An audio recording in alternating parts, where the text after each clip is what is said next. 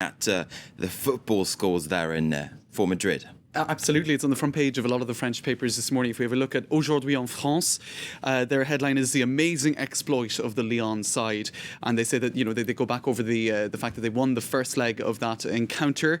It was a playoff, of course, 1-0, and now they held Real Madrid to a 1-1 draw in Madrid last night, which means that Real Madrid have been knocked out of the Champions League. Yes, 2-1 on aggregate, right? Exactly, and so one of the favourites have been eliminated. Le Parisien calls it Olympique Lyon's best performance in the side's history.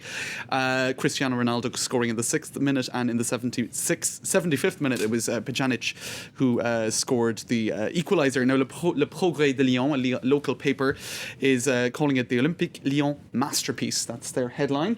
And also we have it on the front page of L'Équipe, if I can find it. Here it is. Grandiose is their headline, and they say that from now on there are no limits to Olympique Lyon's aspirations. All right, not holding back there at all. Absolutely. So that's on the front page of a lot of the French papers. Now we'll move on to Libération, which is covering the local elections in France, and they're calling it, their headline is The Green Ambush, and it's about the threat of the Europe Ecology Party, or the Green Party, I suppose, to the Socialist Party's aspirations. The Socialist Party have more or less said that they're hoping for a grand slam, i.e. to win all of the regions in the regional elections, which are coming up. But the Greens, they did well in last year's European election, right? Then that's part of the reason why the spotlight has now come on to them. Exactly. In fact, they did better than the Socialist Party in that election. I think the Socialists got 14.5%. The Greens did better again, or the Europe Ecology Party, as they're officially known as.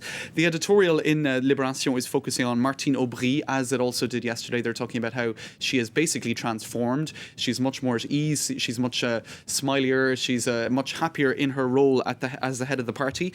There's also an article on Dominique Strauss-Kahn, the other natural candidate to lead the party in the 2012 presidential elections. So they're saying, really, for the first time in many, many years, there are two natural leaders for the presidential aspirations of the Socialist Party in 2012. And they're saying, will they form a tandem, or will they face off? Will there be sort of an internal battle as to determine who will lead the party in the 2012 elections? So the paper's already looking towards the post-regional election landscape for the Socialist Party. Well, infighting before, it's sort of ruined the chances of the Socialists, haven't it? So, right. So the question now is what's going to happen next. Indeed. Well, I suppose that some of the more natural candidates like Ségolène Royal and Bertrand Delanoë have either been marginalised, or their aspirations are a lot less evident now.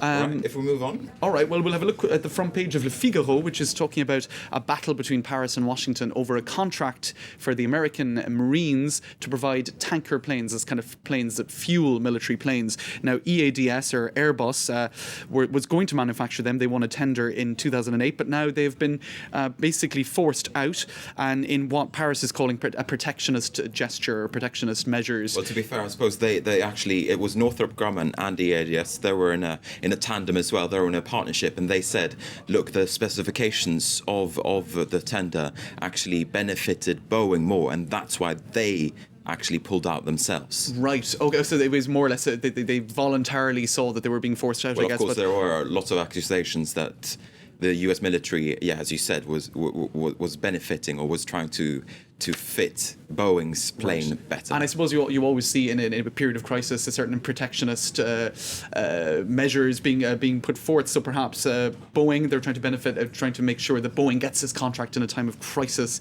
Now we'll move on to one other dossier, or one other chapter. The La Croix, which is a Catholic newspaper, is focusing on the paedophilia scandal that is affecting the church in several countries in Europe.